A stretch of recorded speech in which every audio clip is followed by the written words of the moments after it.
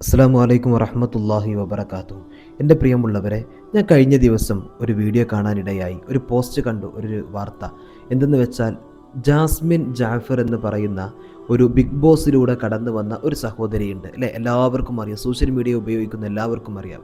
ആ ഒരു സഹോദരി ഗുരുവായൂർ അമ്പല നടയിൽ കയറുകയും അവിടുത്തെ കുളത്തിൽ അവർ പുണ്യമായി കാണുന്ന അവരുടെ ഹൈന്ദവർ മാത്രം അവരുടെ ആചാരപ്രകാരം അവർ ഓരോ കർമ്മങ്ങൾ ചെയ്യുന്ന അവരുടെ ആ ഒരു കുളത്തിൽ കാല് കഴുകി റീൽസ് ചെയ്യുന്ന ഒരു സംഭവം ഞാനൊന്ന് മനസ്സിലാക്കി. എൻ്റെ പ്രിയമുള്ളവർ, എന്താണ് ഇതിൻ്റെ അർത്ഥം എന്നുള്ളത്? റീൽസിന് വേണ്ടിയിട്ട് മറ്റുള്ള മതസ്ഥരുടെ ആരാധനാലയങ്ങളിൽ പോയിട്ട് ഇതുപോലത്തെ സംഭവങ്ങൾ ചെയ്ത് വളരെയധികം പ്രശ്നമുണ്ടാക്കുന്ന ഒരവസ്ഥയിലേക്ക് എത്തിക്കുന്നത് എന്തിനാണ് എന്ന് ഞാൻ മനസ്സിലിപ്പോൾ കഴിഞ്ഞ ദിവസം തന്നെ ഇതുപോലെ തന്നെ ഒരു പെണ്ണ് ഈ കൃഷ്ണനൊക്കെ വരച്ചിട്ട് ഹിന്ദുക്കളുടെ ദൈവമായ അവരാരാധിക്കുന്ന ആ ഒരു കൃഷ്ണൻ്റെ ഫോട്ടോ വരച്ചിട്ട് അതിൽ വിറ്റിട്ടും മറ്റുമൊക്കെ പൈസ ഉണ്ടാക്കി ജീവിക്കുന്ന ഒരു സഹോദരിയുടെ കഥ കേട്ടിട്ടുണ്ടായിരുന്നു. ഇതുപോലെ തന്നെ ഗുരുവായൂരിൽ പോയിട്ട് അവിടെ അമ്പലനടയിൽ ഫോട്ടോ എടുത്തിട്ടും റീൽസ് എടുത്തിട്ടും ചിത്രങ്ങൾ എടുത്തിട്ടൊക്കെ പിന്നീട് അത് കേസായി. കോടതി പിന്നീട് അവിടെ പോയിട്ട് അതുപോലുള്ള സംഭവങ്ങൾ ചെയ്യരുത് എന്ന് ഒരു സംഭവം പറഞ്ഞു വെച്ച സംഭവമായിരുന്നു അത്. പക്ഷെ ഇപ്പോൾ വീണ്ടും ആ ഒരു അവസ്ഥയിലേക്ക് തന്നെ എത്തിയിരിക്കുകയാണ്. നമ്മൾ മനസ്സിലാക്കണം, ഈ മുസ്ലിം പേരും വെച്ചിട്ട് ഒരു മതത്തിന് ഓരോ ആചാരങ്ങളുണ്ടാകും. അതിൽ പോയിട്ട് നമ്മൾ വൃണത ഉണ്ടാക്കരുത്, നമ്മൾ ഭിന്നിപ്പ് ഉണ്ടാക്കരുത്, പ്രശ്നങ്ങൾ ഉണ്ടാക്കരുത്.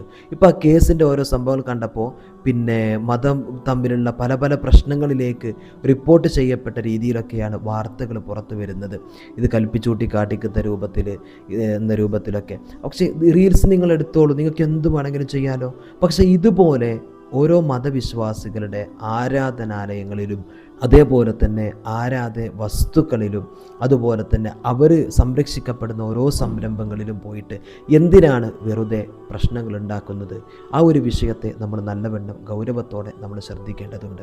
എൻ്റെ പ്രിയമുള്ളവരെ, നിങ്ങളൊന്ന് മനസ്സിലാക്കി നോക്കൂ.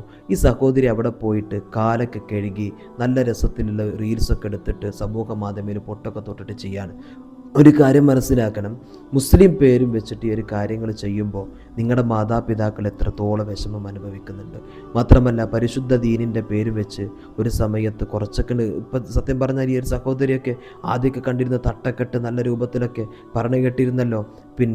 സ്പ്രേ അതൊക്കെ ഞങ്ങൾക്ക് ഹറാമാണ് എന്നൊക്കെ ഭയങ്കര സംഭവമായിട്ടൊക്കെ പറഞ്ഞിരുന്നു. ഇപ്പൊക്കെ കാട്ടിക്കൂട്ടുന്നത് ഹലാലാണ് എന്ന രൂപത്തിലാണ് പല സംസാരങ്ങളും പ്രവർത്തനങ്ങളൊക്കെ വന്നുകൊണ്ടിരിക്കുന്നത്. എൻ്റെ പ്രിയമുള്ളവരെ, എന്തായാലും ഹറാമിൻ്റെ കഥകളും പറഞ്ഞ് ഇന്ന് ഹറാമും ഹലാലും തിരിച്ചറിയാത്ത രൂപത്തിലേക്ക് എത്തപ്പെട്ടൊരവസ്ഥയാണ് ഇപ്പോൾ കാണപ്പെടുന്നത്. ഇപ്പോൾ സ്ഥാനമാനങ്ങളും പവറുകളും സമ്പത്തൊക്കെ പല രൂപത്തിൽ വരുമ്പോൾ ഇന്ന് നമ്മുടെ മുസ്ലിം പെൺകുട്ടികളും ആണുങ്ങളും ഇന്ന് എന്താണ് കാട്ടിക്കൂട്ടേണ്ടത് എന്ന് അറിയാത്ത സാഹചര്യത്തിലേക്ക് അവസ്ഥയിലേക്ക് എത്തിപ്പെടുന്നു എന്നതാണ് സത്യം. ഇന്ന് പണം കിട്ടിയാൽ അല്ലെങ്കിൽ സ്ഥാനമാനങ്ങൾക്ക് വേണ്ടിയിട്ട് ഇപ്പോൾ നോക്കൂ, ഈ റീൽസ് ചിത്രീകരണത്തിലൂടെ ചിലപ്പോൾ സ്റ്റാറാകാം, ഭയങ്കര സംഭവമാകാം. പക്ഷേ അതൊക്കെ വലിയ അപകടങ്ങളാണ് ദുനിയാവിലും ആഖിറത്തിലും വന്നെത്തിക്കുന്നത് എന്ന് ഈ ചെയ്യുന്ന ആളുകളൊന്നും തിരിക്കുന്നില്ല, അവർക്കൊന്നും മനസ്സിലാക്കുന്നില്ല. റബ്ബ് അവർക്കും നമുക്കൊക്കെ അള്ളാഹു ബോധം നൽകട്ടെ. നമ്മൾ മനസ്സിലാക്കണം, ഓരോ മതത്തിനും ഓരോ മതത്തിൻ്റെതായിട്ടുള്ള നിയമങ്ങളുണ്ടാകും, ആചാരങ്ങളുണ്ടാകും, കർമ്മങ്ങളുണ്ടാകും. ആ വിഷയത്തിൽ പോയിട്ട് നമ്മളാരും ഇടപെടേണ്ട ആവശ്യമില്ല. അതിൽ നമ്മൾ പോയിട്ട് വ്രണപ്പെടുത്താനും പാടില്ല, നമ്മളൊന്നും ചെയ്യാനും പാടില്ല. ഇപ്പോൾ നോക്കൂ, ഇപ്പോൾ ഒരു അമ്പലത്തിൽ ഒരു ഉത്സവം നടക്കുന്നുണ്ടെങ്കിൽ അല്ലെങ്കിൽ അഖണ്ഡനാമം നടക്കുന്നുണ്ടെങ്കിൽ അല്ലെങ്കിൽ അമ്പലത്തിൽ സന്ധ്യാനാമ പ്രാർത്ഥനകളിലുണ്ടെങ്കിൽ ആ സമയത്തും അതുപോലെ തന്നെ ഓരോ സമയത്ത് അവിടെ പ്രാർത്ഥനകൾ ചൊല്ലുമ്പോൾ അവിടെ ഓരോ ഗാനങ്ങൾ അവരുടെ മതാചാര പ്രകാരമുള്ള ഭക്തി ഗാനങ്ങൾ അവരിട്ടിട്ടുണ്ടാകും. ചിലപ്പോൾ അത് മുസ്ലിം ഗായകർ പാടിയതായിരിക്കാം, അല്ലെങ്കിൽ ഹൈന്ദവരായ തന്നെ പാടിയതായിരിക്കാം, അല്ലെങ്കിൽ ക്രൈസ്തവർ. ഇപ്പോൾ യേശുദാസിനെ നോക്കൂ നിങ്ങൾ, അദ്ദേഹം ഒരു ക്രൈസ്തവ വിഭാഗത്തിൽപ്പെട്ട ആളാണ്, അദ്ദേഹം പാടിയ പാട്ടായിരിക്കാം. പക്ഷേ ഒന്ന് ആലോചിച്ച് നോക്കൂ നിങ്ങൾ, ആ ഒരു അമ്പല നടയിലേക്ക് അല്ലെങ്കിൽ ആ ഗുരുവായൂർ നടയിലേക്ക് അവിടെ പാട്ടിടുന്നുണ്ട്. പക്ഷേ ആ ഒരു സഹോദരന് അവിടേക്ക് കയറാൻ അനുവാദമുണ്ടോ? ഇല്ല. എന്തേ കാരണം? അത് ആ വിശ്വാസത്തിൻ്റെ അവരുടെ വിശ്വാസത്തിൻ്റെ ഭാഗമാണ്. അവർ കയറാറുമില്ല, അവരങ്ങോട്ട് കയറ്റാറുമില്ല. പക്ഷെ അപ്പം നമ്മളൊന്ന് മനസ്സിലാക്കണം, അവരുടെ പാട്ടും കാര്യങ്ങളൊക്കെ ഇട്ടിരുന്നുണ്ടെങ്കിലും അവരവിടേക്ക് കയറാൻ അനുവദിക്കാത്തത് അത് മതത്തിൻ്റെ ഒരു ഭാഗമാണ്. അപ്പം നമ്മളവിടെ പോയിട്ട് ആ വ്രണം സൃഷ്ടിക്കുന്ന സമൂഹത്തിൻ്റെ മുമ്പിൽ പറയിപ്പിക്കുന്ന രൂപത്തിൽ എന്തിനാണ് നമ്മൾ ചെയ്യുന്നത്? ഇപ്പോൾ നോക്കൂ, ഇവരൊക്കെ ബിഗ് ബോസ് എന്ന് പറയുന്ന ആ ഒരു പ്രോഗ്രാമിലൂടെ കടന്നു വന്ന ആൾക്കാർ ആരാണ്.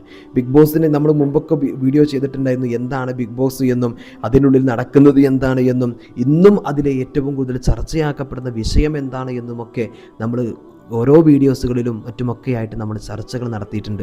ഇന്ന് നോക്കൂ നിങ്ങൾ, ലെസ്ബിയൻ കപ്പിൾസുകളെ കൊണ്ടുവന്നിട്ട് അവർക്ക് ഏറ്റവും കൂടുതൽ പ്രൊമോട്ട് ചെയ്യപ്പെടുന്ന, അവരെ പ്രൊമോട്ട് ചെയ്തുകൊണ്ടുള്ള വീഡിയോസുകളും സ്റ്റാറ്റസുകളും സ്റ്റോറികളെ കൊണ്ട് ഇന്ന് ബിഗ് ബോസ് നിറഞ്ഞിരിക്കുകയാണ്. അപ്പോൾ അവരെ സപ്പോർട്ട് ചെയ്യുക. നാളെ ചിലപ്പോൾ നമ്മുടെ വീടിനകത്തും ഇതുപോലത്തെ ഒരു സംഭവം വരാം, നമ്മൾ പേടിക്കണം നമ്മൾ. അപ്പോൾ നമ്മുടെ കുട്ടികളത് കാണിപ്പിക്കാതിരിക്കുക. അപ്പോൾ കഴിഞ്ഞ ദിവസം കണ്ട ഒരു സഹോദരി അവിടുന്ന് പിന്നെ റിപ്പോർട്ട് ചെയ്തൊരു FBയിൽ ഒരു പോസ്റ്റ് ചെയ്തിരിക്കുകയാണ്. എൻ്റെ 8 വയസ്സുള്ള മകള് പറഞ്ഞൊരു കാര്യം അല്ലേ, എന്താ പറഞ്ഞത്? ഞാനും ഇവരെ പോലെ ആയിരിക്കും, ആദില അവരെ പോലെ ആയിരിക്കും, എനിക്കും ഇതുപോലെ ഒരു ഫ്രണ്ടിനെ വേണം, ആ രൂപത്തിലേക്ക് എഴുതി. അപ്പോൾ അമ്മ എഴുതുകയാണ്, ഞാനിനി എന്ത് ചെയ്യും? എൻ്റെ കുട്ടി ഇങ്ങനെ പറയുമ്പോൾ എന്ത് ചെയ്യണം, എന്ത് പറയണമെന്ന് എനിക്കറിയില്ല. ഞാൻ സത്യം പറഞ്ഞാൽ ഈ ഒരു വീഡിയോസ്, ഈ ഒരു ഷോ ഞാൻ എൻ്റെ മക്കളെ ബന്ധപ്പെട്ടവരെ കാണിക്കാറില്ല. പക്ഷെ ആ കുട്ടി ഇപ്പോൾ സോഷ്യൽ മീഡിയ മൊബൈലൊക്കെ ഉപയോഗിക്കുന്ന കാലമാണല്ലോ. അപ്പോൾ ഇങ്ങനെ കണ്ടതാവാം, എന്നിട്ട് അതിലൂടെ പലതും മനസ്സിലാക്കി വെച്ചതാകാം. ഞാൻ ഇന്ന് ഖേദിക്കുകയാണ് എന്ന് ആ അമ്മ സങ്കടത്തോടു കൂടി എഴുതിയൊരു സംഭവം. എൻ്റെ പ്രിയമുള്ളവരെ, ഇന്നത്തെ ഏറ്റവും വലിയ അവസ്ഥകൾ ഇതൊക്കെയാണ്. അതുകൊണ്ട് നമ്മൾ ഈ ബിഗ് ബോസ് എന്ന് പറയുന്ന പ്രോഗ്രാം അതിൻ്റെ ഓരോ ഭാഗമായി നമ്മൾ കാണാതിരിക്കുക, നമ്മുടെ മക്കളെ കാണിപ്പിക്കാതിരിക്കുക. അതിലൂടെയൊക്കെ ഇന്ന് കടന്നു വന്ന ഓരോ ആളുകളും ഇതുപോലൊക്കെ സ്വഭാവങ്ങളിലൂടെയും ഇതുപോലെ പ്രവർത്തനങ്ങളിലൂടെയുമാണ് ഇന്നും ജീവിക്കുന്നത് എന്ന് അറിയുമ്പോൾ നമുക്ക് സങ്കടം തോന്നുകയാണ്. ഈ മുസ്ലിം പേരും വെച്ചിട്ട് ഇങ്ങനെയൊക്കെ കാട്ടിക്കൂട്ടുമ്പോൾ പക്ഷേ സമൂഹത്തിൻ്റെ മുമ്പിൽ അത് വലിയൊരു രൂപത്തിലാണ് ചർച്ചയാക്കപ്പെടുന്നത്. അപ്പോൾ നോക്കൂ നിങ്ങൾ, ആ ഒരു വാർത്ത പിന്നെ ഈ ഒരു വിഷയവുമായി ബന്ധപ്പെട്ട് കേസിൻ്റെ ന്യൂസ് വന്നപ്പോൾ തന്നെ അതിനകത്ത് പറയുന്നൊരു വിഷയമുണ്ട്. പിന്നെ ഇത് വ്രണപ്പെടുത്താനുള്ള ഒരു കാര്യമാണോ, അതിനെതിരൊക്കെയാണ് കേസെടുത്തിട്ടുള്ളത്. അപ്പോൾ ഇത് പോലീസ് അന്വേഷിച്ചിട്ട് തക്കതായിട്ടുള്ള നടപടി എടുക്കുമെന്നും എൻ്റെ പ്രിയമുള്ളവരെ ആ ന്യൂസിൻ്റെ താഴത്ത് റിപ്പോർട്ടിൽ നമുക്ക് കാണാൻ സാധിച്ചിട്ടുണ്ട്.